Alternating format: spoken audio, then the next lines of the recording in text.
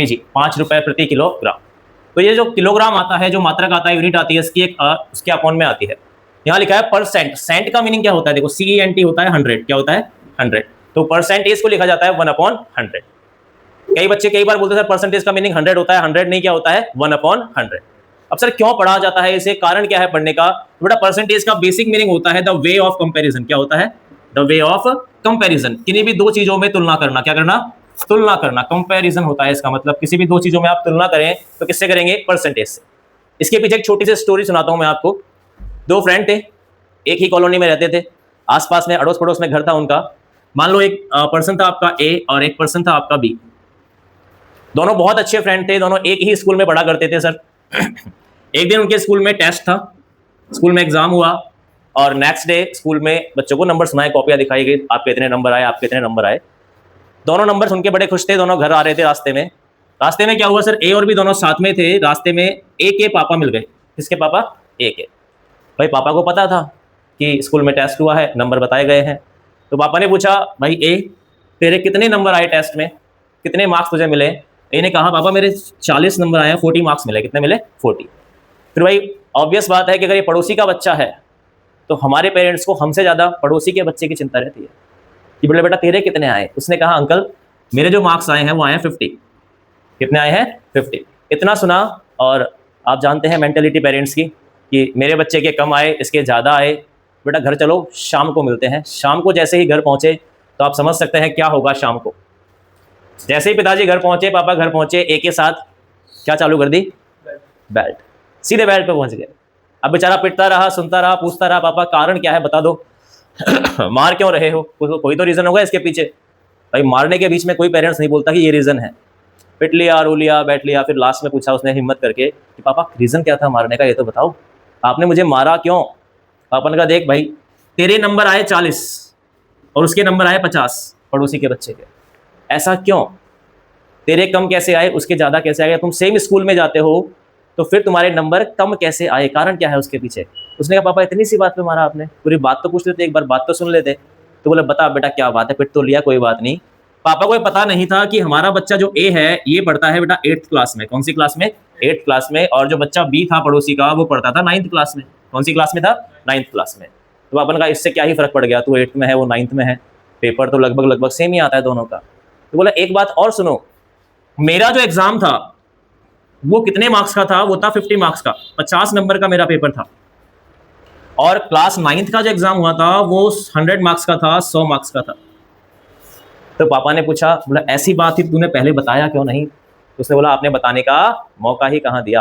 अब जब तक मुझे ये नहीं पता था, जब तक हमें ये पता नहीं था कितने में से मार्क्स आए हैं कि आपका जो एग्जामिनेशन था वो कितने मार्क्स का था, तब तक आपको भी ऐसा ही लग रहा होगा कि सर ए को कम मार्क्स मिले, बी को ज्यादा मार्क्स मिले।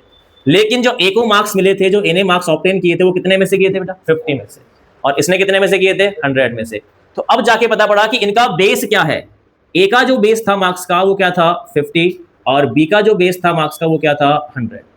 बेस बोले तो सर बेस क्या होता है? बेस को हिंदी में कहते हैं आधार।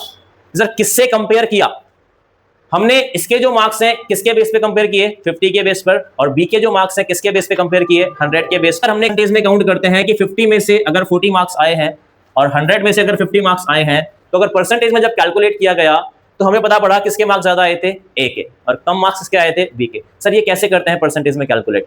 आपने क्लास 10th में जब एग्जाम दिया होगा, कुछ बच्चों के CGPA चलता है, कुछ के ग्रेड चलता है, कुछ के परसेंटेज चलता है। RBSC बोर्ड की बात करें तो परसेंटेज चलता है।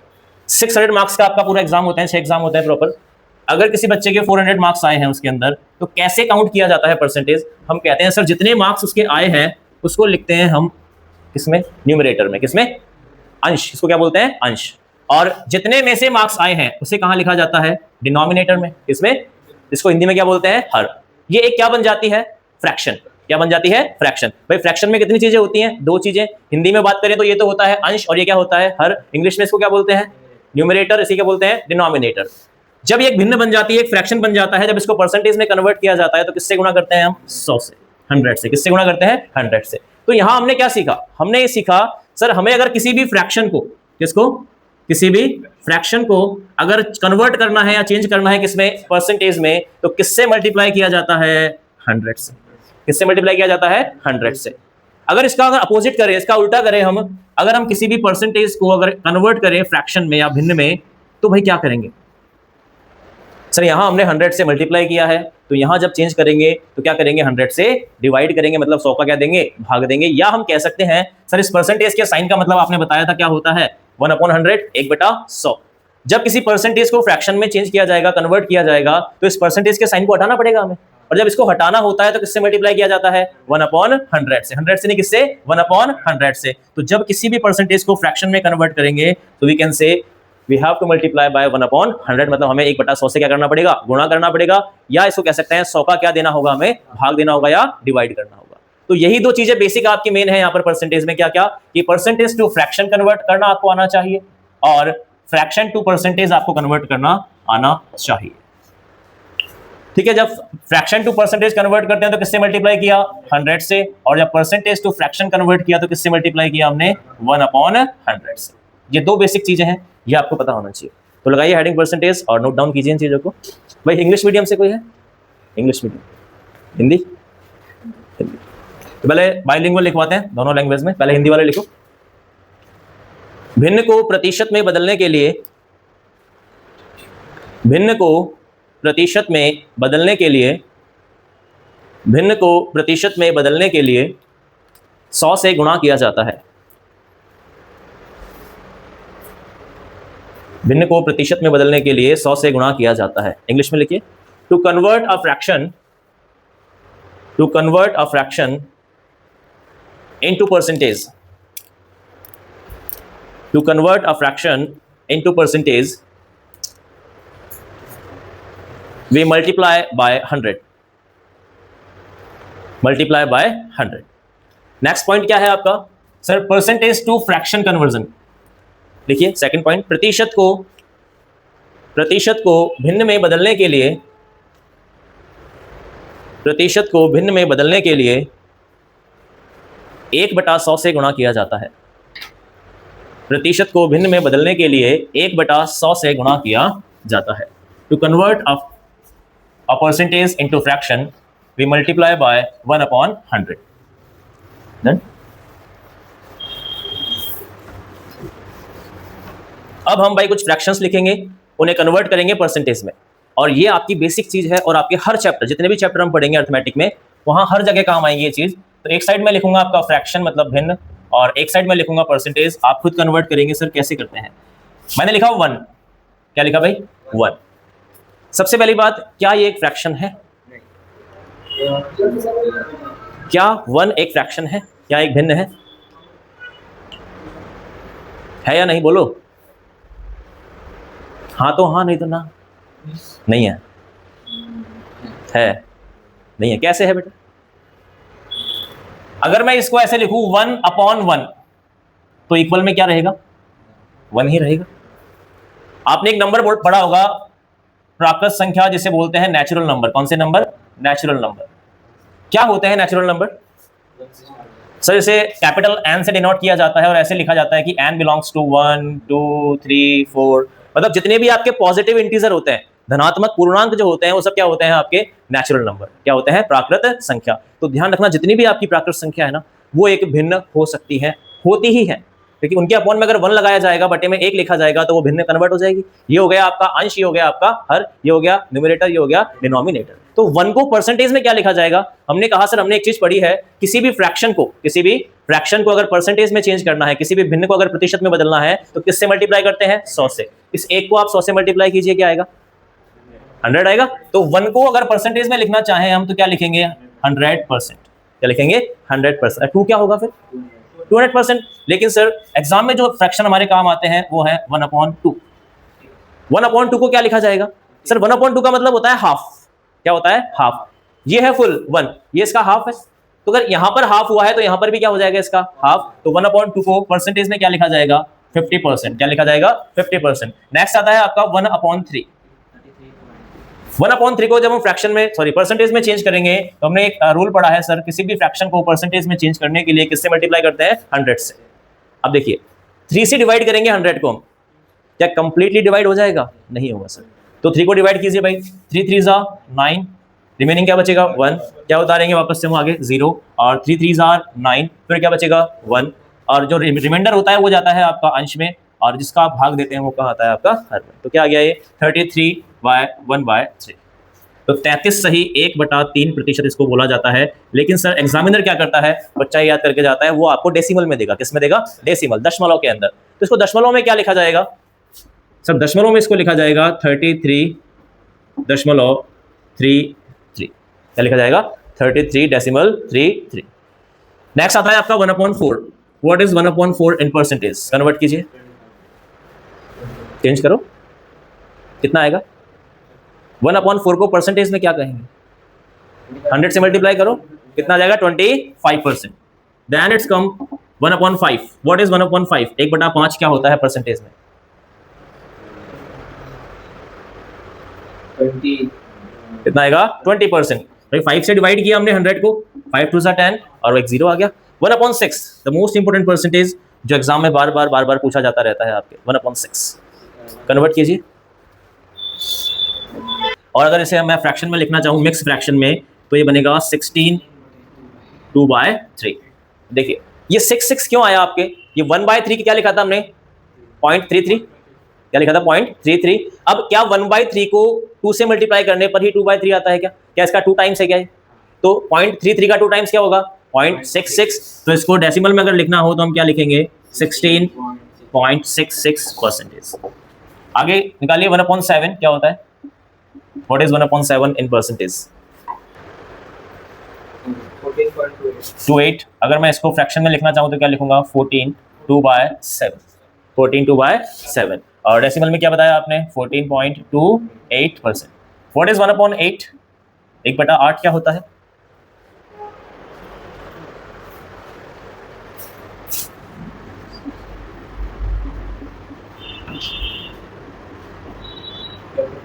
$12.5।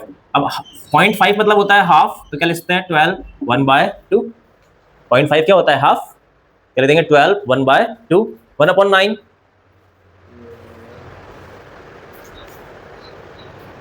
अब 1/9 को आपको फ्रैक्शन में बताना है, डेसिमल में नहीं, क्योंकि फ्रैक्शन में ही पूछा जाएगा, डेसिमल में नहीं पूछा जाएगा, मिक्स फ्रैक्शन में। 11 बटे नहीं, 11 1/9। 1/10, that's very easy, it is called a 10%. 1/11, 0. 0 point। नहीं 9। देखो 9 में तो आया यहाँ 11, 11 में क्या जाएगा? 9, तो 9 1/11। 1/12, 1/12 को क्या कहेंगे?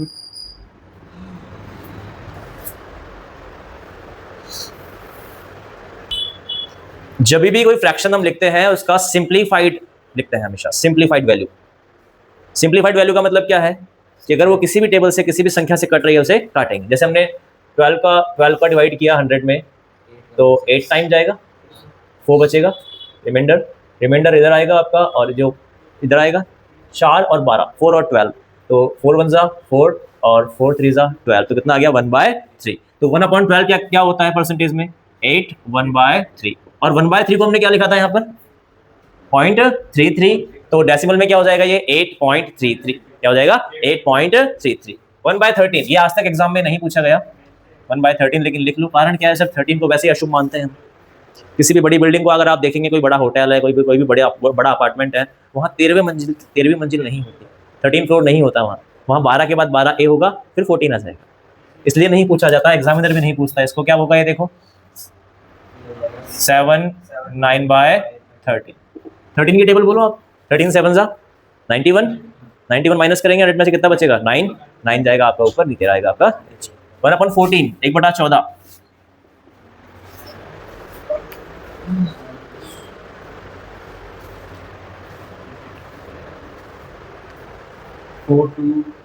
4 14 7 जा 98, 14 7 जा 98, 2 रिमाइंडर होगा। अभी आएगा 2/14, बट 2/14 सिंप्लीफाइड वैल्यू है क्या इसकी? 2 1 जा 2 और 2 7 जा 14, 2 1 कम 2 7 14, तो कितना आ जाएगा? 7 1/7। 7 सही 1/7। 1/15 1/15 क्या होता है?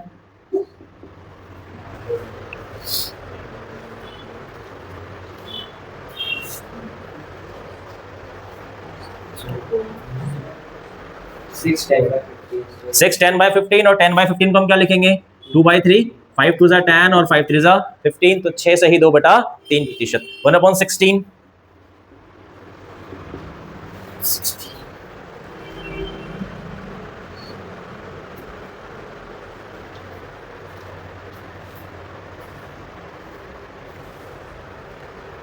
6 2 by 6 1 by 6 1/4। अच्छा 1/4 को हम क्या लिख कर आए थे देखिए इधर पहले सर 1/4 को लिखा था हमने 25%। क्या लिखा था 25%। तो यहाँ भी 1/4 है। अगर डेसिमल में लिखना चाहूँ मैं इसको तो क्या लिखूंगा 6.25। क्यों लिखा सर 1/4 क्या लिखा था यहाँ पर देखो 25 और 1/4 को मैंने क्या लिखा डेसिमल 0.25।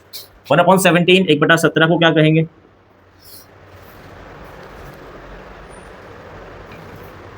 तो ये हो जाएगा 5 15 by 5 15/17 का पढ़ा 5 बार बोलिए 85 आता है। रिमाइंडर क्या बचेगा आपका 15 5 15/17। 1/18 क्या होता है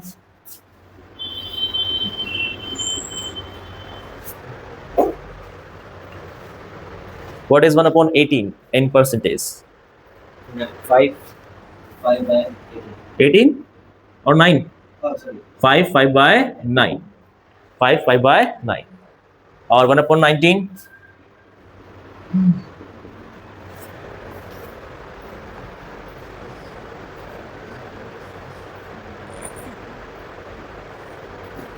4 4 19 5 95 5 5/19 और 1/20 क्या होगा लास्ट आपका 25 100 कितना जाएगा 5%। नोट डाउन कीजिए लिखिए इन्हें और लिखते हैं फिर आगे। अब यहाँ तक लिखा हमने उसके बाद जो इंपॉर्टेंट फ्रैक्शन है जो एग्जाम में बार बार आते हैं बार बार क्वेश्चंस में काम आते हैं वही लिखेंगे। लेकिन अगर आपको ये सब पता है 1/20 तक तो आगे के सारे फ्रैक्शन आप फाइंड आउट कर सकते हो इनकी हेल्प से।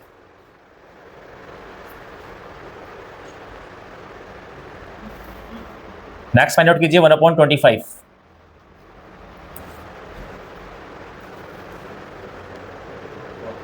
4 25 4 100 then 1/30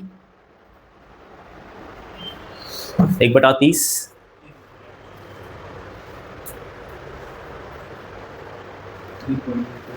3.33 और वी कैन से 1/3 0.33 क्या होता है 1/3 फ्रैक्शन में then 2/3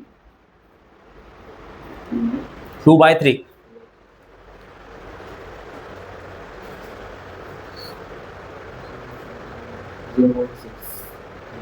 0.6 2/3 in percentage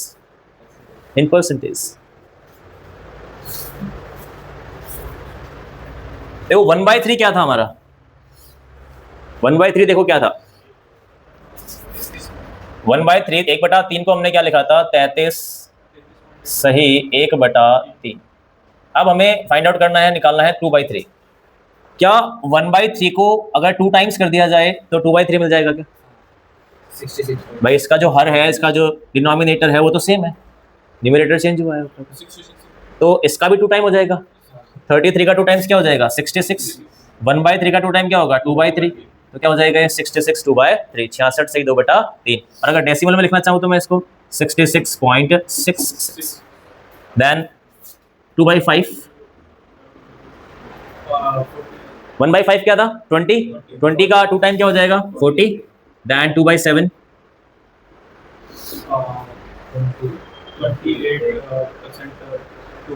हिंदी में बोलो कोई दिक्कत नहीं है आराम से हिंदी आती है मेरे को हाँ कोई दिक्कत नहीं जैसे बोल रहे जैसे कंफर्टेबल हो वैसे बोलिए हिंदी इंग्लिश उर्दू पंजाबी कन्नड़ वन्नड़ सब आती है बताओ क्या होगा 28 तो आ गया देखो 14 का 2 टाइम 28 28 हो गया 2 का 2 टाइम क्या होता है 4 तो 4/7 देन 2/9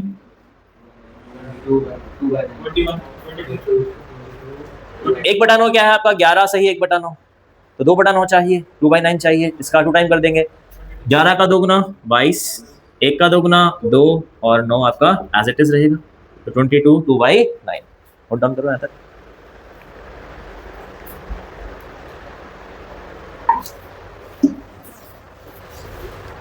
जब तक हम अर्थमेटिक पढ़ेंगे, जब तक हम इस चीज़ों को पढ़ेंगे पूरा सिलेबस, तब तब ये काम आएगा हर चैप्टर में। आपका एक चैप्टर है कंपाउंड इंटरेस्ट, चक्रवृद्धि ब्याज, वहाँ ये भर भर के सवालों में काम आएंगी चीज़ें, क्योंकि वहाँ अगर फॉर्मूला से करने जाओगे ना तो आपके एग्जाम में वही कर पाओगे, फिर टाइम नहीं मिलेगा आपको, टाइम बचेगा ही नहीं। हमारा मेन मोटिव है टाइम सेव करना, टाइम बचाना, जिससे आप अपने सब्जेक्ट को ज़्यादा टाइम दे सकें। यहाँ आप कम से कम टाइम में ख़त्म करके सब्जेक्ट पर फोकस करें। नेक्स्ट 3/2, 3/2, 3/2, 1/2 क्या था आपका? 1/2 क्या था? 1/2 क्या था? देखो 50, 1/2 50 किससे मल्टीप्लाई किया? 3 से, तो 50 को 3 से मल्टीप्लाई करो, क्या आता है? 150, 150%। देन 3/4, 92, कैसे? 3/4, 1/4 क्या था? 25, 3 टाइम करो 25 का, 25 3 जा 75, तो कितना जाएगा? 75%। Then the important fraction is 3/7, 3/7। 42, then 42, 6/7। Then 3/8, 36, फंस गए।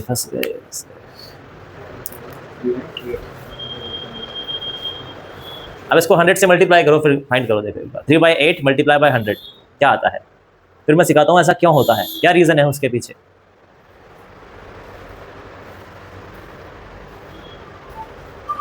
पहले बेसिक पे जाइए और फाइंड आउट कीजिए क्या आता है 3/8 परसेंटेज में मल्टीप्लाई बाय 100।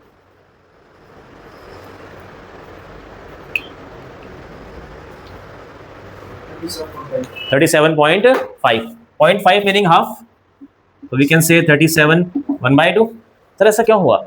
सर 1/8 था, 12 1/2 क्या था? 12 1/2, तो 12 का 3 टाइम 36 होता है, ये 37 कहाँ से आया, क्यों आया? देखो सर, आपने कहा 1/8, जब हमने निकाला तो वो आया था 12 1/2। हमें क्या चाहिए? 3/8, 3 से मल्टीप्लाई करना है। सर इसको 3 से मल्टीप्लाई किया तो क्या आया? 12 3 जा 36। इसको 3 से मल्टीप्लाई किया तो क्या आया? 3/2। क्या आया? 3/2। अब देखो दो टाइप के फ्रैक्शन होते हैं हमारे पास, एक होता है प्रॉपर फ्रैक्शन, एक होता है इम्प्रॉपर फ्रैक्शन, मतलब उचित भिन्न और अनुचित भिन्न। सुना है सबने? उचित भिन्न क्या होती है, प्रॉपर फ्रैक्शन क्या होता है? सर ऐसा फ्रैक्शन, ऐसी भिन्न जिसका अंश कैसा हो? हर से छोटा। अंश कैसा हो? हर से छोटा। न्यूमरेटर छोटा हो किससे? डिनोमिनेटर से।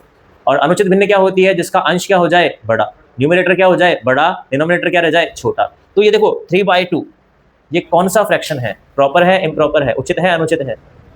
इसका 3/2, न्यूमरेटर क्या है? 3, बड़ा। किससे बड़ा है? डिनोमिनेटर से। कौन सा फ्रैक्शन है?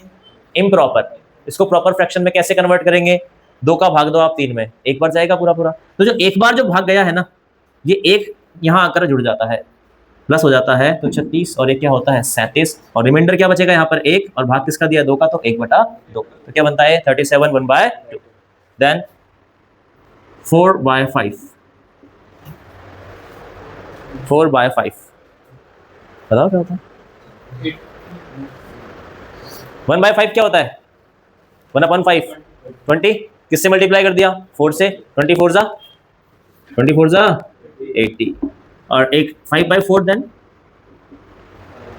5/4, 5/4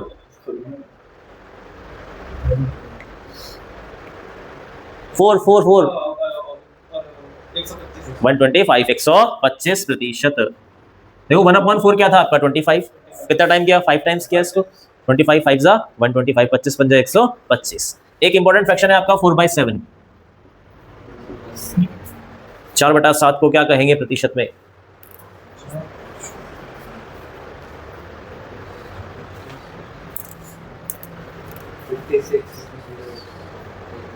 वही गलती वापस से सेम रिपीट। अच्छा 100 से मल्टीप्लाई करो इसको।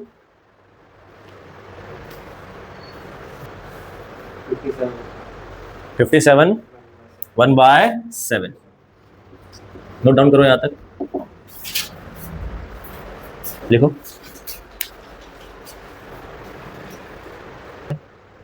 50 या 15 और 3/10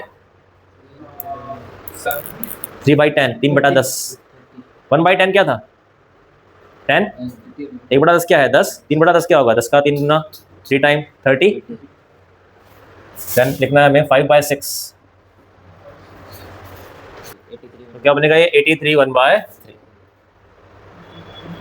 और 1/3 को हम डेसिमल में क्या लिख करके आए थे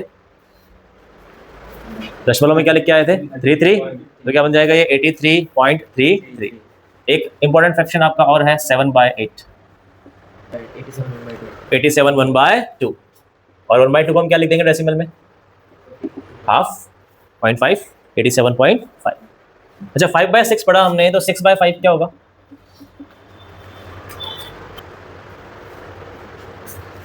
1/5 क्या था आपका 20 था कितना टाइम किया 6 टाइम 20 का 6 टाइम क्या होता है 120 that's very easy note down कीजिए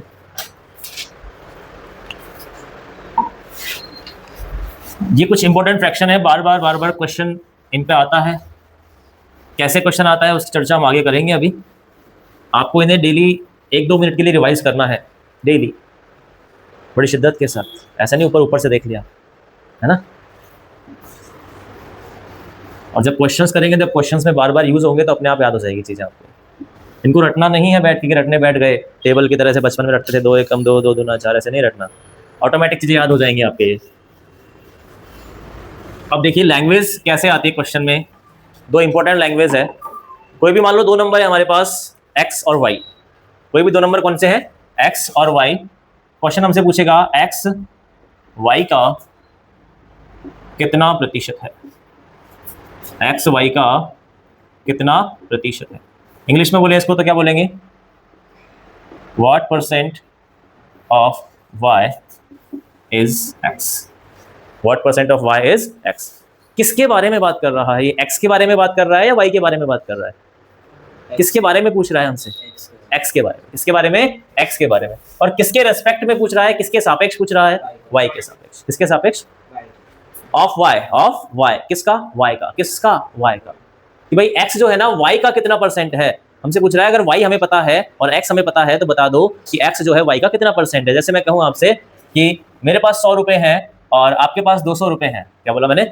मेरे पास 100 रुपए हैं और आपके पास 200 रुपए हैं मान लो मेरा नाम x है और आपका नाम y है तो क्या पूछना चाह रहा है कि 100 200 का कितना प्रतिशत है हमें परसेंटेज में वैल्यू पूछ रहा है कितने परसेंट हमसे नहीं पूछ रहा कितने ज्यादा है इसके पास कितना कम है परसेंटेज में वैल्यू पूछ रहा है कि ये इसका कितना परसेंट है अगर परसेंटेज फाइंड आउट किया जाए जैसे आपके एग्जाम में 20 नंबर आए 60 में से तो कितने में से आए बेटा 60 में से और कितने मार्क्स आए 20 तो इसका मतलब क्या होगा 20 का कितना प्रतिशत है व्हाट परसेंट ऑफ 60 इज 20 तो हमसे पूछा किसके रेस्पेक्ट में पूछ रहा है ये वाई के रेस्पेक्ट में किसके रेस्पेक्ट में वाई के रेस्पेक्ट में वाई के सापेक्ष पूछ रहा है और कंपेरिजन हो रहा है एक्स का किससे वाई से तो जिससे भी कंपैरिजन होता है जिससे भी तुलना होती है वो हमेशा हर में आता है कहाँ आता है हर बोले तो डिनोमिनेटर में हमने कहा सर तुलना y से हो रही है तो y आपका हर में आएगा और किसकी तुलना हो रही है किसका कंपेयर कर रहा है x तो x कहाँ आएगा आपका अंश में अब x बटा y क्या एक फ्रैक्शन बन गया क्या आंसर किसने पूछा है हमसे और फ्रैक्शन को परसेंटेज में चेंज करने के लिए किससे मल्टीप्लाई करते हैं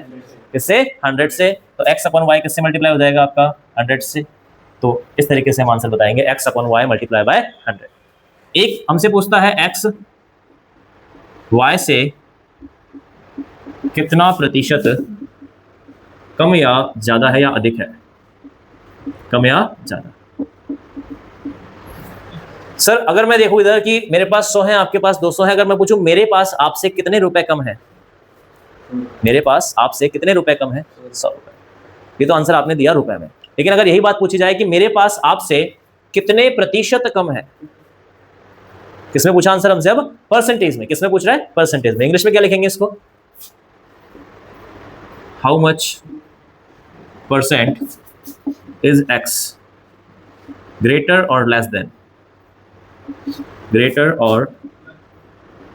y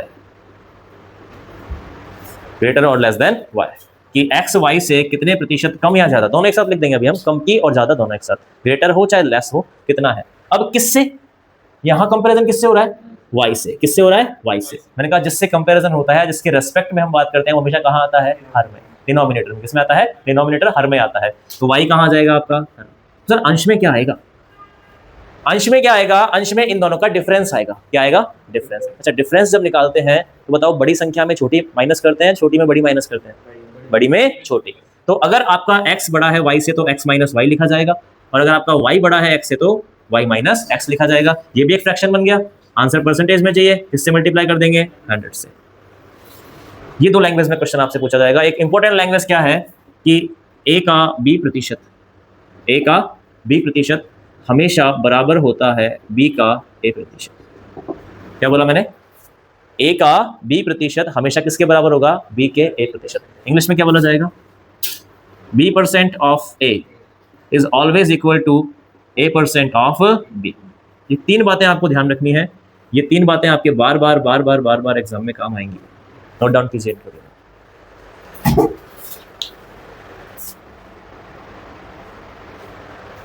3 का, 4 का, 5 का, जितने की आपकी इच्छा हो। 3 4 5 3 4 5 3 डिजिट, 3 डिजिट, 4 डिजिट, 3 अंकों का, 4 अंकों का, 5 अंकों का, कुछ भी बोलो 4 26 333 333 लिख देते हैं। 333। अब क्या आपको पता होना चाहिए? कोई भी डिजिट अगर हम लिख रहे हैं तो उसका हमें क्या क्या तुरंत दिखना चाहिए? कोई भी डिजिट का 10%, कोई भी डिजिट का 1% और कोई भी डिजिट का 0.1%। इसके लिए हमें पेन चलाने की नीड नहीं है। क्या कहता है 10%, क्या कहता है 1%, क्या कहता है 0.1%? देखना। सर कोई भी अंक है आपका, कोई भी संख्या है, कोई भी डिजिट है आपकी, कोई भी नंबर है आपका, तो क्या कहता है? अगर 10% आपको फाइंड आउट करना है उसका, तो वो नंबर कहता है कि सर मेरे यूनिट डिजिट को छोड़ दो, मेरे यूनिट डिजिट को छोड़ दो, इकाई के अंक को छोड़ दो और क्या लगा दो? डेसिमल। क्या लगा दो? डेसिमल, मतलब दशमलव। जैसे हमने कहा ये था 426 426, इसका मुझे 10% चाहिए। यूनिट डिजिट क्या है इसका? 6। इकाई का अंक क्या है इसमें? 6। तो इसका 10% क्या हो जाएगा? 42.6। 1%, 1% क्या कहता है?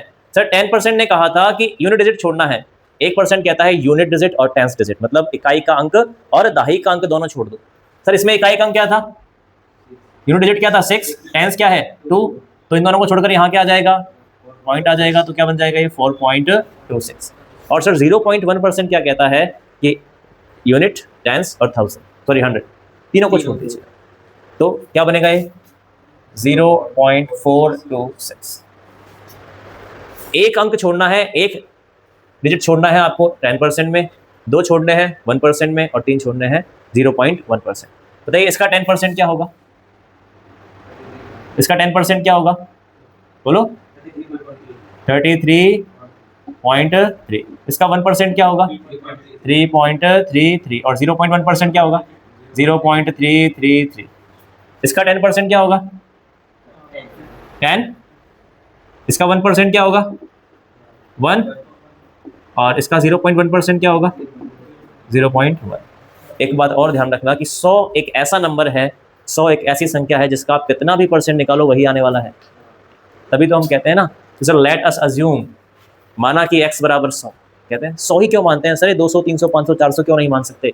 मान सकते हैं, कोई दिक्कत नहीं है। लेकिन 100 एक ऐसा नंबर है, 100 एक ऐसी संख्या है जिसका आप कितना भी परसेंट फाइंड आउट करो वही उत्तर आने वाला है। 100 का 1% 1, 2% 2, 5% 5, 10% 10, 20% 50%, 100%, 5000%, 5000। कितना भी परसेंट निकाल लो, क्या आएगा वही आएगा। तो ये बात ध्यान रहेगी। इन दोनों को लिख लो, ये वाला एग्जाम्पल लिख लो इसमें 426, 10%, 1% और 0.1%। अभी दिखाऊंगा मैं, क्वेश्चन सब करेंगे तो कैलकुलेशन कितनी फास्ट होगी इससे, क्योंकि इस 10% से आप 5% भी निकाल सकते हो, 10 का हाफ। इस 10 से आप 20, 30, 40, 60 कुछ भी निकाल सकते हो।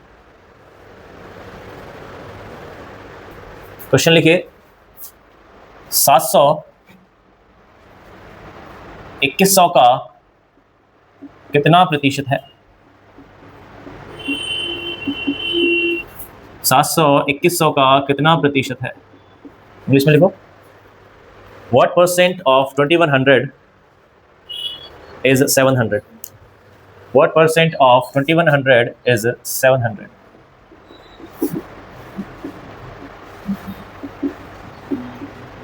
अच्छा कौन सा केस है, फर्स्ट वाला सेकंड वाला? फर्स्ट वाला। सर कम ज़्यादा की बात तो यहाँ नहीं कर रहा, ग्रेट और लेस की बात नहीं कर रहा, ओनली हमसे पूछा है कितना परसेंट, व्हाट परसेंट। तो क्या लिखेंगे, कैसे लिखेंगे, फाइंड आउट कीजिए। 722 हाँ हिंदी में कोई दिक्कत नहीं है, सब चलेगा।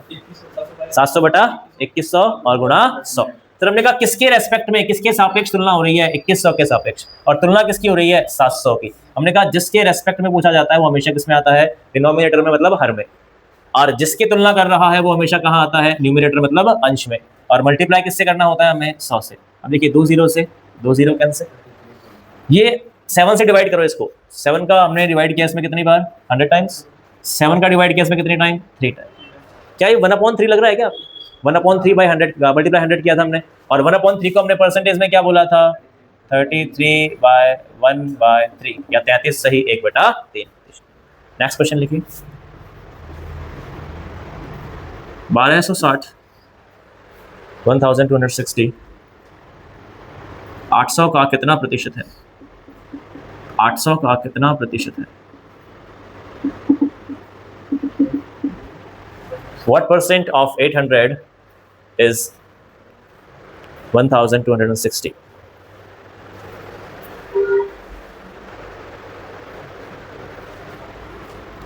आ जाओ, यही लिखा है आपने 1260/800 मल्टीप्लाई बाय 100। सर 2 zeros यहाँ है, 2 zeros यहाँ है, हमने कैंसिल आउट कर दिया। अब 8 का भाग देना है, 8 से डिवाइड करना है आपको 1260। 8 का भाग दोगे 12 में, पहले 8 1 ज़ा 8, रिमाइंडर क्या बचेगा 4, तो क्या आएगा 6, 8 5 ज़ा 40, रिमाइंडर क्या बचेगा 6, फिर क्या आएगा 0, कितना हो गया 60, 8 7 ज़ा 56, रिमाइंडर क्या बचा 4, डेसिमल 0, 40 हो गया, और 8 5 ज़ा 40, 157.5, 157.5% आ गया ना, बताया क्यों नहीं फिर सर 100 से ज़्यादा कैसे आ सकता है बेटा, ये इससे बड़ा है, 800 से बड़ा है 1260, 100 से ज़्यादा होगा ना मैक्सिमम। कोई भी नंबर, इस दुनिया का कोई भी नंबर है या कोई भी डिजिट है, कुछ भी है, कोई भी संख्या है, अपने आप में मैक्सिमम 100% हो सकती है। कितना परसेंट, 100% हो सकती है maximum.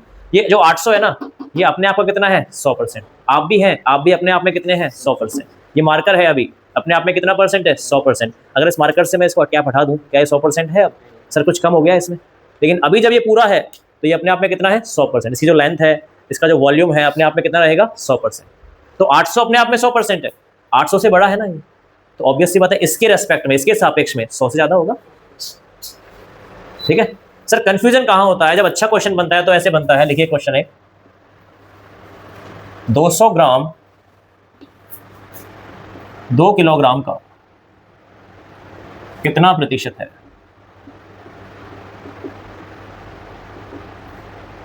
What percent of 2 kg is 200 gram? What percent of 2 kg is 200 gram? Sir हम ये तो पढ़ जाते हैं कि एक्स वाई का कितना परसेंट है, हम पढ़ जाते हैं जिसके सापेक्ष या जिसके रेस्पेक्ट में हम कंपेयर कर रहे हैं, कंपैरिजन कर रहे हैं, उसे लिखा जाता है डिनोमिनेटर में। लेकिन हम एक बात भूल जाते हैं, एक बात हम क्या भूल जाते हैं, जैसे क्वेश्चन आता है सामने, हम लग जाते हैं 200/2 मल्टीप्लाई बाय 100 और आंसर आता है गलत। सर हमने एक बात पढ़ी थी कि जो परसेंटेज का बेसिक मीनिंग है वो है द वे ऑफ कंपैरिजन। क्या है, द वे ऑफ कंपैरिजन, मतलब तुलना करने का तरीका। जब तुलना की जाती है तो दो इक्वल लोगों में करोगे या अनइक्वल में करोगे? इक्वल। मैं कहूँ मैं आपकी तुलना अंबानी से करूँ कि अंबानी की तुलना में आप बहुत गरीब हैं या बहुत अमीर हैं, तो क्या ये सही है क्या चीज़? क्या मैं सही तुलना कर रहा हूँ आपकी? हाँ, मैं आप दोनों की तुलना करूँ कि हाँ भाई आप दोनों हैं तो आप बराबर के हैं, अभी सेम एज ग्रुप से हैं, सेम स्टैंडर्ड में पढ़ाई कर रहे हैं, तो आपकी तुलना करना वाजिब है, वहाँ मैं सही हूँ। लेकिन मैं कहूँ आपकी तुलना मैं अंबानी से कर रहा हूँ, अडानी से, भाई अंबानी की तुलना करनी है अडानी से करो, सर टाटा से करो, सर उससे करो, आदित्य बिरला से करो। तो यहाँ भी तो हम कंपेयर ही कर रहे हैं कि 200 ग्राम और 2 किलोग्राम को क्या कर रहे हैं, कंपेयर। तो इनके मात्रक, इनकी यूनिट देखिए सर, 200 के यूनिट क्या है ग्राम, और 2 की यूनिट क्या है केजी, किलोग्राम। सर क्या ये दोनों इक्वल है क्या? सर ग्राम छोटा सा है, किलोग्राम बेचारा बड़ा होता है, तो क्या हम यहाँ पर इनका कंपैरिजन कर सकते हैं क्या? सर कंपैरिजन करना पॉसिबल नहीं है। तो जब कभी भी हम कंपैरिजन करेंगे तो जो जितने भी अपने डिजिट हैं, जितने भी नंबर हैं, उनके यूनिट्स क्या होने चाहिए, सेम। क्या होने चाहिए, सेम। तो सबसे पहला काम यूनिट देखना है, यहाँ पर कोई यूनिट था ही नहीं, 700 के पास यूनिट नहीं था, यहाँ भी कोई यूनिट नहीं था, लेकिन सर यहाँ यूनिट है ग्राम और किलोग्राम, केजी और जीएम। तो हमें सबसे पहले क्या करना पड़ेगा, यूनिट को इक्वल करना होगा, सेम करना होगा। सर कैसे करते हैं सेम, देखिए आपको पता होगा 1 केजी की अगर मैं बात करूँ, 1 किलोग्राम की बात करूँ, इसे ग्राम में कन्वर्ट करना है तो कितना होता है ये 1000 ग्राम। मैं एक छोटा सा क्वेश्चन है आपसे, 1 ग्राम में या 1 ग्राम में कितने किलोग्राम होते हैं? बेटा बेटा बेटा 1 ग्राम में कितने किलोग्राम होते हैं? बोले सर कैसी बात कर रहे हो, ग्राम में कैसे किलोग्राम हो जाएंगे? 1/1000। तो 1 ग्राम में कितने ग्राम होंगे? 1/1000। और वी कैन से नीचे आपके कितने जीरो हैं? 3 जीरो। तो 3 डिजिट के बाद क्या आएगा आपका? डेसिमल। लेकिन डिजिट कितने मेरे पास? ओनली एक ही है। तो एक कितने जीरो लगा देंगे आगे हम? 2 जीरो। तो 0.001। अच्छा, जैसे मैं कहूँ आपसे सर एक दिन की बात करें, एक डे की बात करें तो कितने घंटे होते हैं, कितने आवर्स होते हैं एक दिन में? 24 घंटे, 24 आवर्स। लेकिन कोई आपसे क्वेश्चन पूछे सर 1 आवर में या 1 घंटे में कितने दिन होते हैं?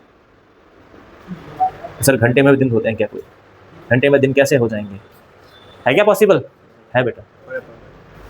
कितने होंगे? 1/24। आई बात समझ में?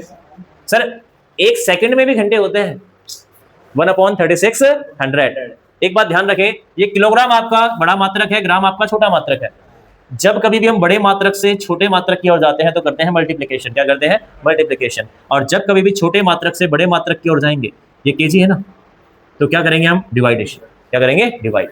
मतलब बड़े मात्रक से छोटे की ओर जाएंगे तो गुणा करना है, और छोटे से बड़े की ओर जाएंगे तो क्या देना है? भाग देना है। जैसे हमने यहाँ किया। भाई दिन बड़ा होता है या घंटे बड़े होते हैं? दिन बड़ा होता है, तो बड़े से छोटे की ओर गए थे हम। क्या हमने 24 से क्या कर दिया? इसे मल्टीप्लाई कर दिया। अब ये आवर छोटा है, डे बड़ा है, तो छोटे से बड़े की ओर जा रहे हैं, 24 को हमने क्या कर दिया? डिवाइड कर दिया। आगे बात समझ में? ये हर जगह लागू होगा आपका। 1 किलोमीटर में कितने मीटर होते हैं? 1000 मीटर। और सवाल ये पूछा जाए 1 मीटर में कितने किलोमीटर, तो 1/1000। यही बात मिलीमीटर, सेंटीमीटर, डेसीमीटर सब जगह लागू होती है, सब जगह अप्लाई होती है बातें। तो ध्यान रखना मात्रकों में आप इन चीजों का। तो इसका निकालते हैं। देखो सर सबसे पहले हमें कन्वर्ट करना होगा। हमने कहा कन्वर्ट जब भी करना है ना, तो बड़े मात्रक को नहीं छोटे मात्रक को पकड़ना है। क्यों? क्योंकि सर मल्टीप्लाई करना डिवाइड करने से ज्यादा आसान है ह्यूमन माइंड के अनुसार। ह्यूमन माइंड क्या कहता है हमारा कि मल्टीप्लिकेशन डिवाइडेशन से ज्यादा इजी है। तो हमने इस किलोग्राम को केजी को ग्राम में कन्वर्ट किया। सर हमने पढ़ा अभी 1 किलोग्राम, 1 केजी में कितने ग्राम होते हैं? 1000। तो 2 में कितने हो जाएंगे आपके? 2000। अब हमारा क्वेश्चन क्या बना कि 200 ग्राम 2000 ग्राम का कितना प्रतिशत है? What percent of 2000 gram is 200 ग्राम? किसका? 2000 ग्राम का। कौन? 200 ग्राम। किसके सापेक्ष तुलना हो रही है? कंपेयर किसके कर रहे हैं? 2000 ग्राम। किसके रेस्पेक्ट से तुलना कर रहे हैं? कंपेयर कर रहे हैं 2000। तो आ जाएगा आपका डिनोमिनेटर में, 200 आ जाएगा आपका न्यूमरेटर में, और मल्टीप्लाई किससे कर देंगे? 100 से। तो नीचे 3 जीरोस हैं, और 2 का डिवाइड किया 20 में कितनी बार? 10 टाइम्स। तो कितना परसेंट हो गया ये? 10%। ऐसे क्वेश्चन आपके कई एग्जाम्स में बार बार पूछे जा रहे हैं पिछले 4-5 साल से यूनिट्स के अंदर। देखिए भाई 2 घंटे 10 मिनट 2 घंटे 10 मिनट 1 दिन का कितना प्रतिशत है? 1 दिन का कितना प्रतिशत है?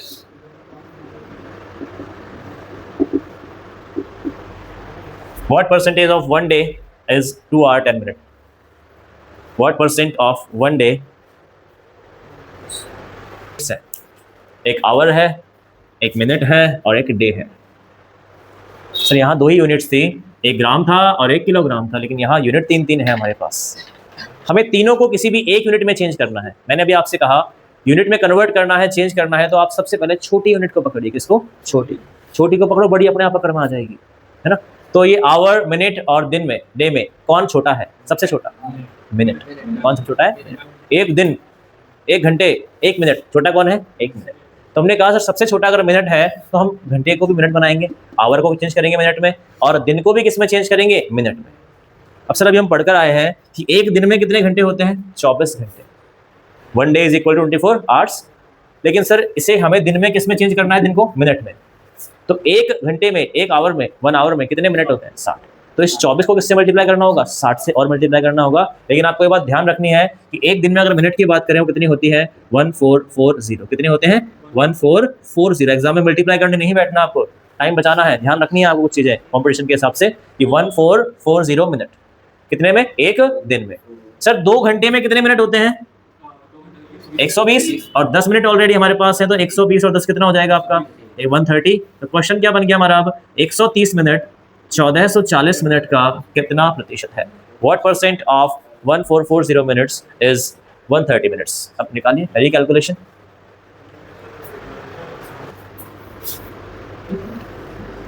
सर 1440 तो आ जाएगा आपका डिनोमिनेटर में, हर में 130 आ जाएगा आपका अंश में, और ये आ जाएगा 10 से 10 कैंसिल आउट। सर अब क्या करें, अब क्या करें, देखिए आपको यहाँ दिख रहा है 144 और यहाँ दिख रहा है 100। अब डिविजिबिलिटी रूल्स की बात आती है, भाजकता के नियम की बात आती है कि सर संख्याएं काटने में दिक्कत आती है, सिंप्लीफाई करने में।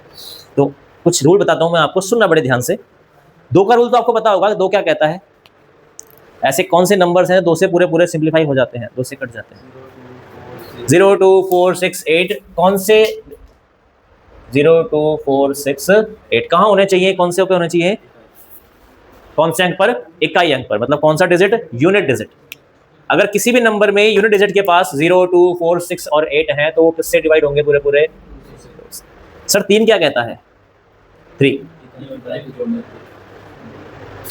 क्या कहता है,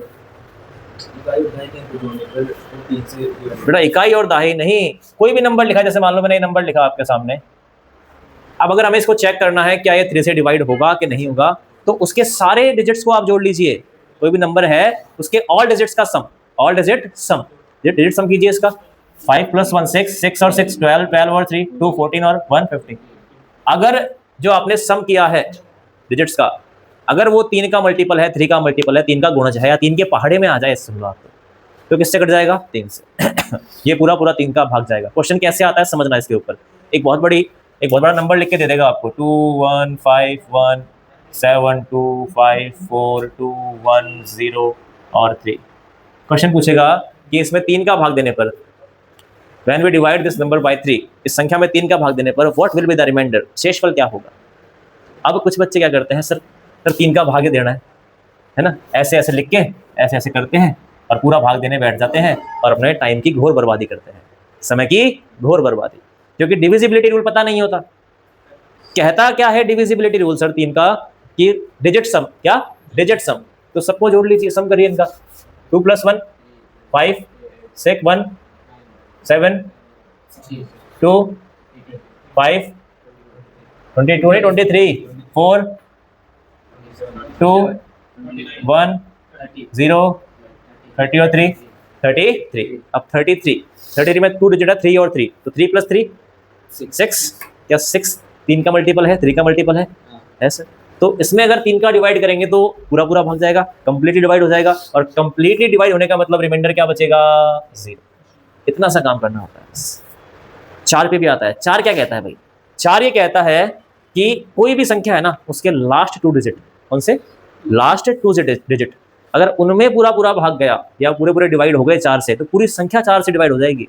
जैसे यहाँ एक नंबर लिखा है 144, क्या लिखा है 144। सर हमने लिखा है इसमें यूनिट डिजिट क्या है 4, इकाई अंक क्या है 4, 2 के नियम में 4 आता है, 2 के रूल में 4 आता है। सर 2 से कट रहा है ये, लेकिन देखो क्या है 4 से भी कट रहा है क्या, हमने देखा सर लास्ट 2 डिजिट क्या है 4 और 4, तो कट रहा है 4 से, इसमें 4 का पूरा पूरा भाग जाएगा। और यहाँ क्या है देखो लास्ट 2 डिजिट 0 0, अब 0 0 में तो सबका भाग जाता है भाई, 0 में तो सबका भाग जाता है। तो हमने इसको काटा 4 से, डिवाइड किया 4 से, 4 3 12, रिमेनिंग 2, क्या उतरेगा फिर 4,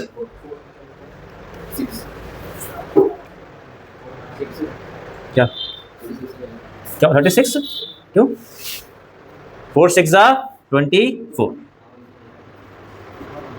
25 4 100। सर अब कुछ तो राहत मिली, कहाँ हम 144 से डिवाइड करते, कहाँ हम 36 से डिवाइड करेंगे। अब थोड़ा शांति मिली, 36 का पहाड़ा टेबल हम बोल सकते हैं इजीली।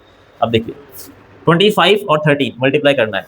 25 को 10 से मल्टीप्लाई करो क्या आता है आपका 250, और 25 को 3 से मल्टीप्लाई करो क्या आता है 75, 75। तो 250 + 75 क्या होता है 325, और डिवाइड किससे करना है आपको 36 से। अब सर देखिए, अगर 36 किसका भाग देना है 36 का, 36 को अगर मैं 10 टाइम करूं तो क्या आता है? 360 आता है। क्या आता है? 360। क्या ये 360 से कम है या ज्यादा है? कम है। मतलब 10 बार तो पूरा पूरा भाग नहीं जा रहा, 9 बार देखो, 9 बार देखो। 360 में 36 कम करो एक बार, 360 में 30 कम करेंगे 330 आएगा, और 6 कम करेंगे 324 आएगा। कम है इससे। कितनी बार भाग जाएगा पूरा पूरा? 9 बार। और क्या बच जाएगा? 1। रिमाइंडर जाता है आपका। पहाड़ा पूरा नहीं बोलना बेटा, टेबल पूरी नहीं बोलनी है आपको। आपको दिखाइए 300 के अप्रॉक्स है, यहाँ 36 है, 36 को 10 टाइम मल्टीप्लाई किया 360 होता है सर। 360 से कम है ये, 360 से कम है ये। तो एक बार और करके देखो, 10 बार किया था, 9 बार करो भाई। 10 में से 1 कम करना है। 30 मल्टीप्लाई करने का मतलब होता है ऐड करना, मल्टीप्लाई एडिशन सेम प्रोसेस है। 36 को अगर 10 टाइम मल्टीप्लाई करेंगे कितना आएगा? 360। अगर 9 टाइम करना होगा तो एक 36 माइनस कर दो उसमें से आप, क्योंकि 10 क्या होता है? 9 क्या होता है? 10 माइनस 1 क्या होता है? 10 माइनस 1। तो 36 को 10 टाइम किया 360 आया, एक माइनस कर दिया उसमें से 324 आया। अब आप पहाड़ा बोलने बैठ सकते, 36 एकम 36 36 दुना 72, तो 9 बार पहाड़ा नहीं बोल सकते। थोड़ा स्मार्ट प्रोसेस, कैलकुलेशन फास्ट करोगे ना उतनी, जितना आपका सवाल क्वेश्चन फास्ट होगा पेपर में आपका टाइम बचेगा। और ये पोर्शन आपका ऐसा है आपके एग्जाम के पॉइंट ऑफ व्यू से कि हमें यहाँ टाइम सेव करना पड़ेगा, जिससे आप अपने मेन सब्जेक्ट को टाइम दे सके। ठीक है, तो उसके लिए क्या करना है आपको? उसके लिए भैया आपको देखो 20 तक की टेबल मिनिमम रिक्वायरमेंट है, ये मिनिमम 20 तक की टेबल। अब ऐसे नहीं कि 2 ऐसे बच्चे उधर कर रहे हो, ऐसे नहीं होना चाहिए। सीधा आंसर आना चाहिए 7 6 42 ऐसे आना चाहिए। बैठ के ये नहीं करना, ये छोड़ना पड़ेगा, ये जैसे ये छूट गया ना, कैलकुलेशन अपने आप आपके स्ट्रांग हो जाएगी। और क्या आना चाहिए आपको? देखो कैलकुलेशन के लिए जो मैथ्स रीजनिंग दोनों में आपके काम आएगा, आपको स्क्वायर्स पता होने चाहिए। क्या पता होने चाहिए? स्क्वायर्स। मिनिमम रिक्वायरमेंट क्या है आपकी? 1 to 30। मिनिमम रिक्वायरमेंट क्या है? 30 तक। और क्यूब्स पता होने चाहिए। क्या क्या पता होने चाहिए? क्यूब्स। क्यूब्स क्या होते हैं सर? हमने तो आइस क्यूब सुना है, ये क्यूब्स क्या होते हैं? सर हम तो एक ही क्यूब जानते हैं, आइस क्यूब। क्यूब्स क्या होते हैं? घन, पावर 3। क्या? पावर 3। स्क्वायर होते हैं पावर 2। तो क्यूब्स कहाँ तक? मिनिमम रिक्वायरमेंट है 1 to 20।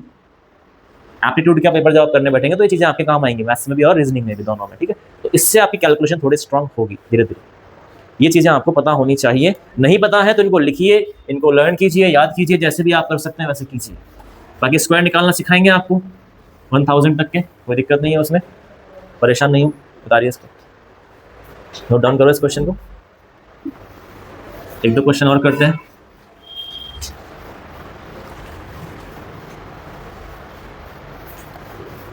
बस पूरे चैप्टर में यही चलेगा आज जो पढ़ा हमने, बार बार ये चीजें काम आएंगी आपके। देखिए क्वेश्चन, 40 सेंटीमीटर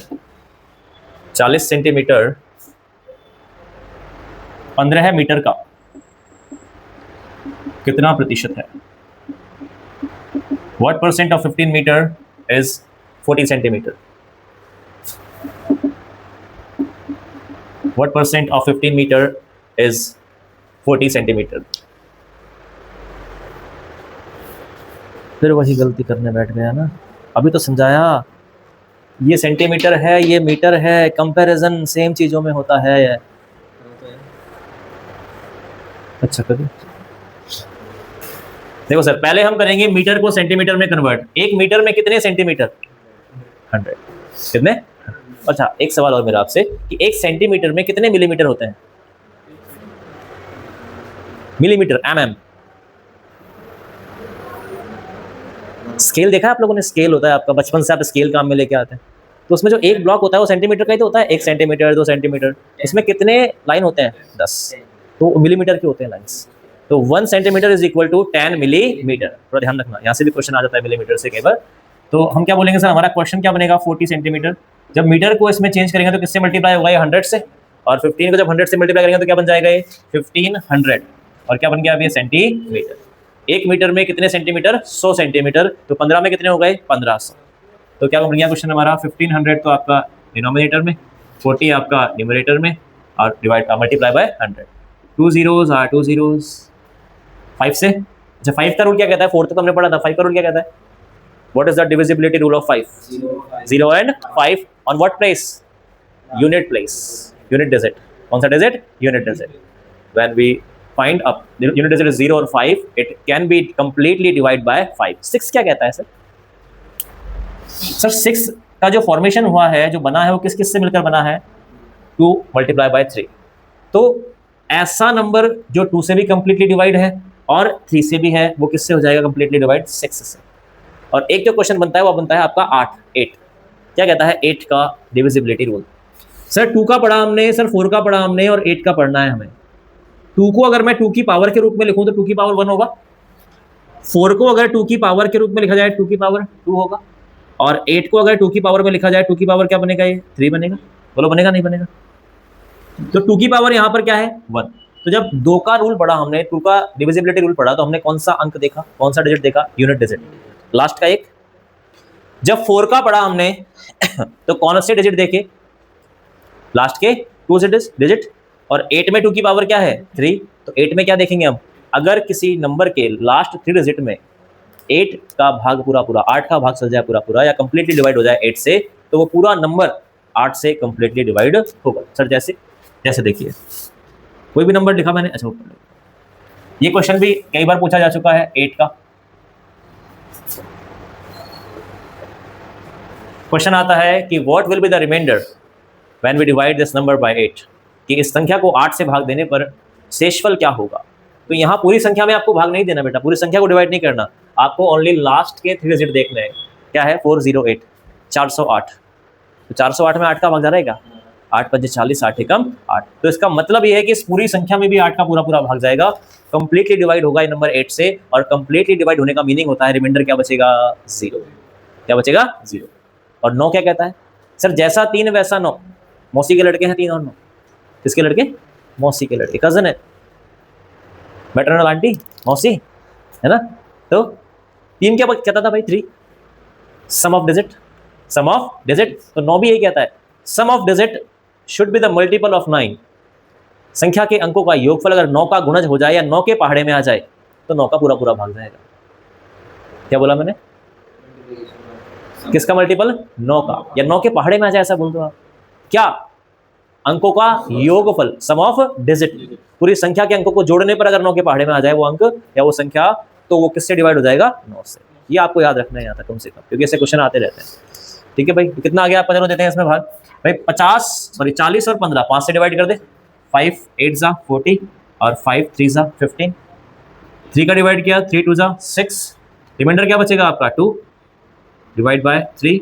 अच्छा, मैंने कहा आपसे सर आपका आंसर आया 2/3%, बट ये ऑप्शन में नहीं था। एग्जामिनर क्या करेगा, कैसे खेलता है आपके साथ? अगर क्वेश्चन इजी है ना तो ऑप्शन आपको टफ देगा। ऑप्शन क्या देगा? टफ देगा। अगर क्वेश्चन टफ है तो ऑप्शन आपके सामने इजी मिलेंगे। तो एक बार चारों ऑप्शन पे नजर जानी चाहिए आपकी। क्वेश्चन करते समय, क्वेश्चन करने से पहले चारों ऑप्शन देखने हैं आपको कि डेसिमल में है या फ्रैक्शन में है, उससे आप वहीं पर आंसर निकालें। अच्छा 2/3 है सर, तो ऑप्शन अगर फ्रैक्शन में नहीं होगा तो डेसिमल में होगा, और तो कहीं जाएगा। तो देखो 2/3 को हमने क्या लिखा था? 0.66। क्या लिखा था? 0.66। तो इसका और उत्तर क्या हो सकता है, और आंसर क्या हो सकता है? 2.66%। इन दोनों में से कुछ भी आ सकता है ऑप्शन में। तो ऑप्शन को एक बार देखना, पता पड़े ये आ गया आपको और आप सर हमारा तो उत्तर मैच ही नहीं हुआ, हमने सही किया था, मिला ही नहीं आंसर, करें तो करें क्या? ऐसा नहीं सोचना है ना। ऑप्शन देखने हैं, अगर ऑप्शन आपके डेसिमल में है तो डेसिमल में ही टिक करके आना है आपको। ठीक है, अब 1-2 क्वेश्चन टाइप 2 पे भी कर लेते हैं, जिससे जो पढ़ा है उसका हल्का सा आपको पता तो चला कि कैसे क्वेश्चन होता है।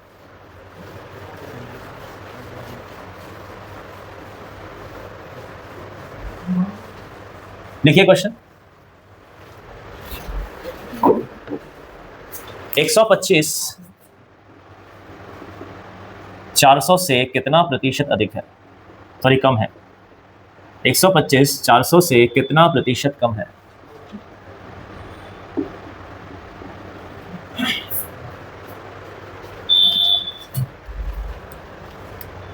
एक 125 400 से कितना प्रतिशत कम है? How much percent is 125 less than 400? How much percent is 125 less than 400? How much percent is 125 less than 400? अब किससे कम ज्यादा की बात कर रहा है वो? किसके रेस्पेक्ट में कंपैरिजन कर रहा है? किसके सापेक्ष तुलना कर रहा है? 400 के 400 के। तो जिससे तुलना होती है, जिसके सापेक्ष तुलना होती है, या जिसके रेस्पेक्ट में कंपैरिजन होता है, वो हमेशा कहाँ आता है? अंश में, हर में? डिनोमिनेटर मतलब हर में। कहाँ आता है? हर में। यहाँ हर में कौन आ जाएगा आपका? 400। सर डिनोमिनेटर में तो आ गया 400, हर में तो आ गया 400। न्यूमिनेटर अंश में क्या लिखते थे हम? हमने कहा सर जब कम ज्यादा की बात करेगा, लेस और ग्रेटर की बात करेगा, तो हमने कहा था हम इनका कहते हैं डिफरेंस। क्या लेते हैं? डिफरेंस। बोले तो अंतर। क्या? अंतर। अंतर मतलब प्लस या माइनस? माइनस। क्या होता है? माइनस। और माइनस जब करते हैं तो बड़ी में छोटी या छोटी में बड़ी? बड़ी में छोटी। तो यहाँ बड़ा कौन है? 400 या 125?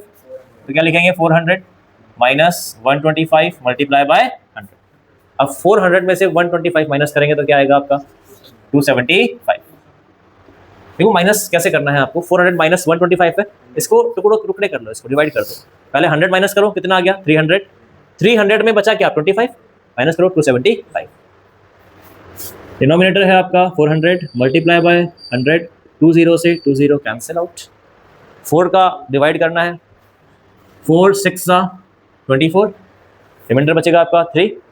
नेक्स्ट आएगा 5। 4 8 32। रिमाइंडर बचेगा आपका 3। तो 3 आएगा आपका इधर और 4 आएगा आपका इधर। तो 68 3/4। अच्छा, मैंने कहा ये आंसर भी आपके ऑप्शन में नहीं था। 3/4 को हमने क्या लिखा था एक बार? पेज पलटिए, जीवन के नहीं कॉपी के। कितना लिखा था? 75%। तो इसको डेसिमल में क्या लिखा जाएगा? दशमलव में क्या लिखा जाएगा बेटा? 68.75%।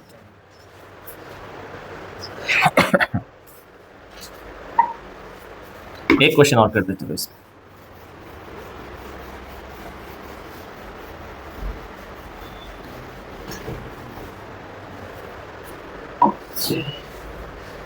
लिखिए क्वेश्चन। 512 1024 से कितना प्रतिशत कम है? How much percent is 512 less than 1024? How much percent is 512 less than 1024? 512 1024 से कितना प्रतिशत कम है? इसमें तो आपको पेन चलाने की आवश्यकता भी नहीं थी। अगर इस सवाल को अच्छे से निहारो, इसको एक बार शिद्दत से देखो, कुछ कह रहा है, बोल रहा है, ये खुद बोल रहा है, खुद बोल रहा है। देखो ये खुद क्या बोल रहा है। अच्छा, सवाल बोलता है, क्वेश्चन बोलता है, लेकिन सुनने के लिए सर क्षमता होनी चाहिए। सर कैसे सुना जाए? ऐसे कोई मशीन आती है क्या कान में लगाने की? ऐसे कोई मशीनरी आती है जिससे हम सुन सकते हैं? बड़ा मशीन तो आती है लेकिन बाजार में नहीं मिलती। उस मशीन का नाम है प्रैक्टिस। क्या है? प्रैक्टिस। ऐसी मशीन में क्वेश्चन बोलता है, आप सुन नहीं पाते, लेकिन उसकी बात को समझ नहीं पाते, उसकी भाषा को समझने के लिए मशीन आती है जो ट्रांसलेटर है उसका, उसे हम कहते हैं प्रैक्टिस। क्या कहते हैं? प्रैक्टिस। ठीक है, तो किससे? 1024। आपको दिख रहा है 512 का जस्ट डबल ही तो है ये। 500 का 2 टाइम क्या होता है? 1000। 12 का 2 टाइम क्या होता है? 24। तो जस्ट डबल है। तो 1024 माइनस 512 मल्टीप्लाई बाय 100। अब डबल है तो भाई वही बचने वाला है माइनस करने पर, और डबल है तो 2 टाइम कट भी जाएगा ये 1/2। और 1/2 क्या लिखा था हमने परसेंटेज में? 50%। यही तो बच्चा फंस जाता है, ये देख नहीं पाता वो कि 2 गुना है, 3 गुना है, 2 टाइम है, 3 टाइम है, कितना टाइम से। ये आपको देखना आना चाहिए, ये चीज़। ठीक है, थोड़ा ध्यान रखना इस चीज़ का। 2 की पावर 10 तक पता होना चाहिए आपको। 2 की पावर 1 क्या होती है? 2 की पावर 1 2, पावर 2, पावर 3 6। कई बच्चे 6 बोल जाते हैं फ्लो में। 2 4 6 नहीं होता, क्या होता है? 8। 4 पावर 4, पावर 5 32।